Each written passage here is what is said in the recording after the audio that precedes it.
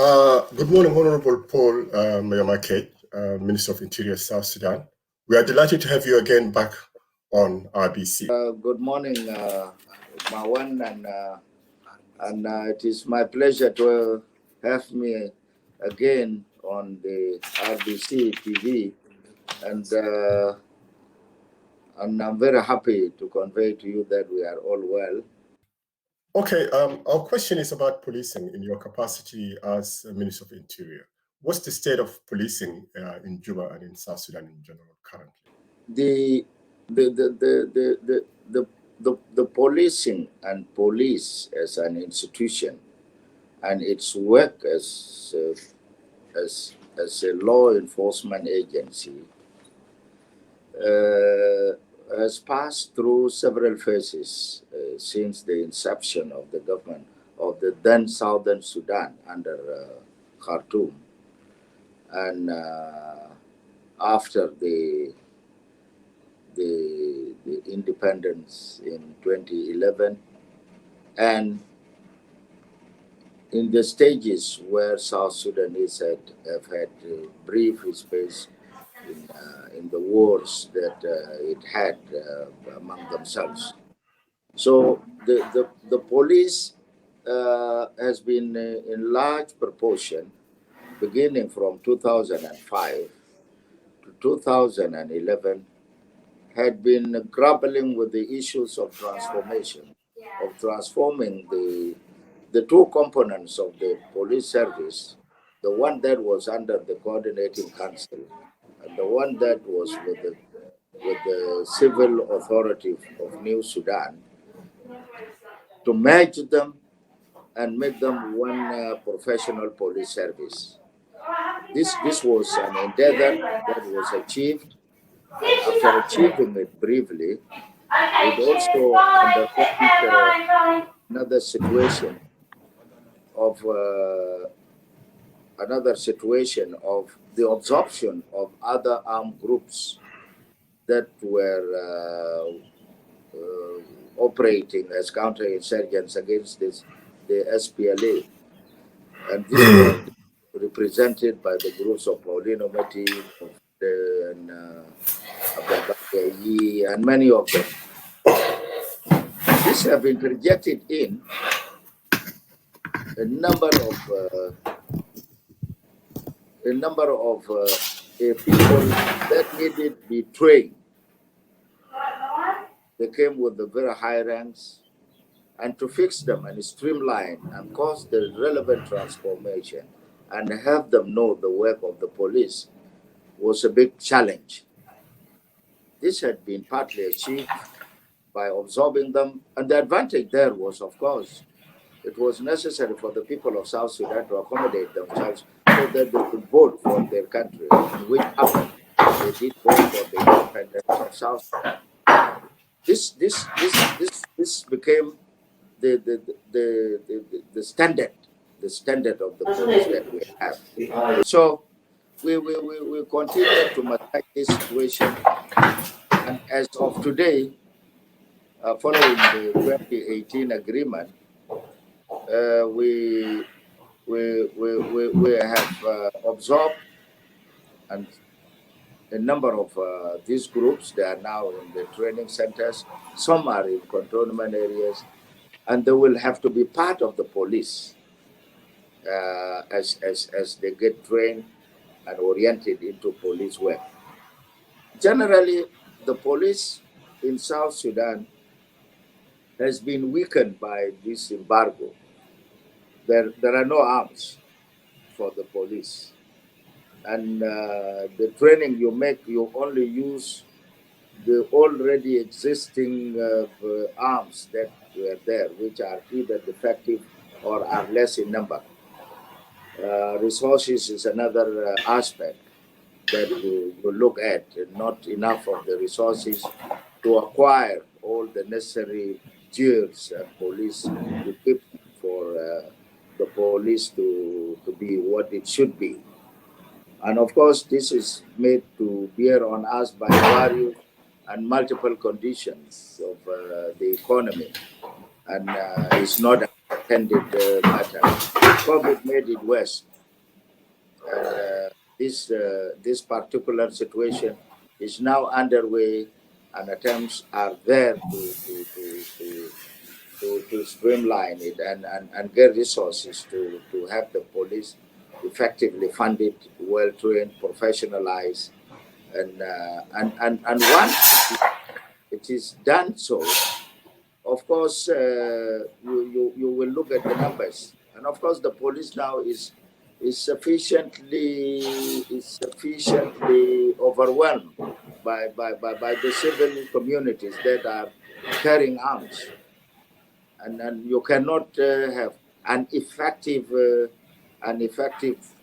enforcement body like the police being able to be in control, because the numbers are always overwhelmed by the citizens.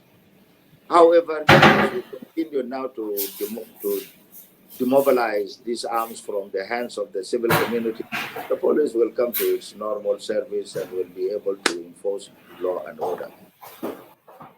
Okay, thank you. But how about the situation of security and law and order policing inside Juba in terms of crime and so on? Specifically, it is good, and I must grade it. It is good. Not much of overt crimes that are committed and without apprehension. Of course, with the cities or towns, there are bound to be all variety of people, all walks of life, and there would be no way to keep them out in as long as this one is their city. There are people who are prone to committing crimes at night, during the day, and these are ordinary problems of the cities. And these people are apprehended and are taken to the courts of law. And generally in Juba, you can stay. There are places that prior to this COVID prevalence, people were staying up to midnight and at their tea places, and it is only instances of peripheries that some few instances would be experienced, and we are always apprehending these criminals. Well, thank you very much for that. One of the key provisions of the peace agreement is the unification of the South Sudanese army. There are indications that it's not going as smoothly or as quickly as we would like. Could you brief us a little bit about the status of the unification of the army currently? That is the provision. The provision speaks about raising a force that would be the nucleus of the new army for the Republic of South Sudan. We would be drawn from the two parties and build up as a national army. The real impediments are, of course, the body responsible for this is the Joint Defense Board, which is a board that has been formed by the two parties or the membership of the two parties. And it is the body that oversees the process of the training, the process of determination of the time by which these forces will have to be graduated, and the armament. And if you get back to what I said about the arms embargo, the training is over. All that remains is just to get the necessary uniform and understand the uniforms are in, and the options are whether you graduate them without arms or you wait for another time, which is a difficult task, of course, because how do you graduate an army without the requisite armament? And this is what seemed to be grappling with the JDB, which is the Joint Defense Board. And this is an area which is being attended to by that body. The directives from the president are that they should be passed out as soon as possible. Could you tell us what the joint board is constituted of? Who is a member of this joint board? Yeah, the JDB is a combination of the Chief of Defense Forces of the South Sudan Defense Forces and his deputies in the operations, and the top senior officers from the SPLM-IO. The Minister of Defense only oversees, but is not necessarily a member. Also, it's entirely constituted of South Sudanese. There are no foreign agencies involved. No, it's all South Sudanese. Oh, brilliant. Thank you. Recently, the president went on a visit to South Africa, and according to the peace agreement, during the days he was away, the first Vice President Riek Machar stayed in charge of South Sudan until the president returned. We also hear that the Vice President might visit some of these cantonment areas. We do not know exactly when that's going to happen. Are these indications that there is an understanding now, there's a trust building up between the IO and the government? Well, for sure, that I would see that as a routine implementation of the agreement. The agreement speaks about in absence of the president, but temporarily the first vice president acts until the president comes back, and which has actually happened. The first vice president had to remain in charge until the president had to come back. It has fulfilled that context, but it has also created. It is also creating an environment of trust where the parties can no longer be doubting themselves, and we are in the end South Sudanese, and we need to build this trust. The agreement speaks about other things beyond that, but in this particular case, the vice president had to remain responsible in the country until the president came back. That is how it went, and there was no any speculation to the contrary. Brilliant. So, in this respect, are you happy to contradict reports that people keep repeating that the government is not functioning as a single unit? So people have separate meetings for the vice president, separate meeting for the president, and also you have the other 5 vice presidents. We hear that there is no full coordination between those elements. Could you say something about that?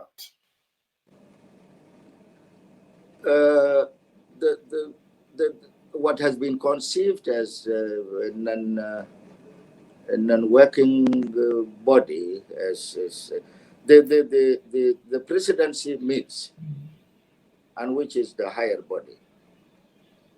The Council of Ministers prior to the pandemic was meeting. The other side meetings are clusters. So you have 3 levels of meeting.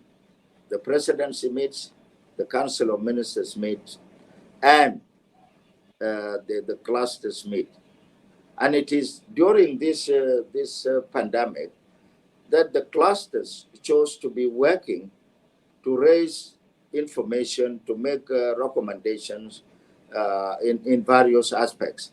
That does not come to mean that government is working separately and that the IO is meeting separately. And no, the first vice president hits the cluster where I sit. The vice president James Wane sits on the economy. The vice president Taban sits on infrastructure. Vice president Nyandeng sits on social service, on social services. The same thing with the vice president Hussein Abdelbagi, who actually sit on the services. So it is not true, and I would not agree with that.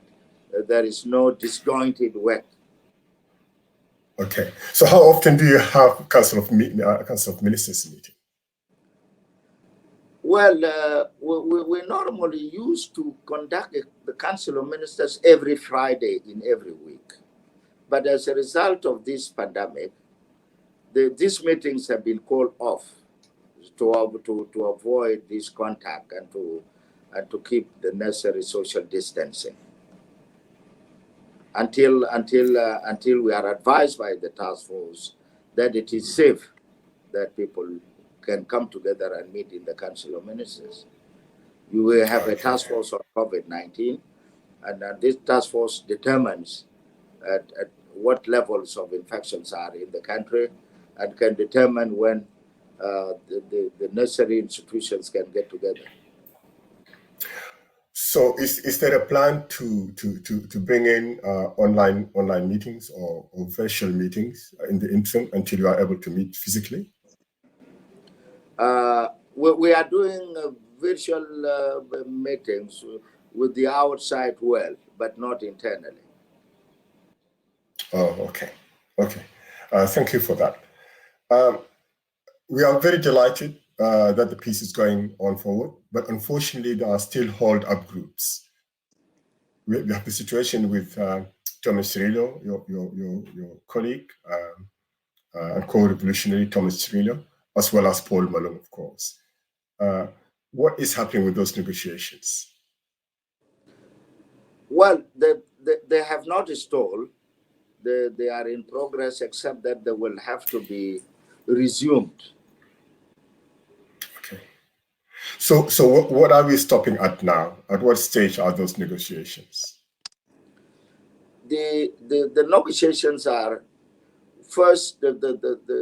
There was a disruption in the middle, and the Nairobi last meetings came up with the recommitment of the parties to the cessation of hostilities. One, and the presentation of the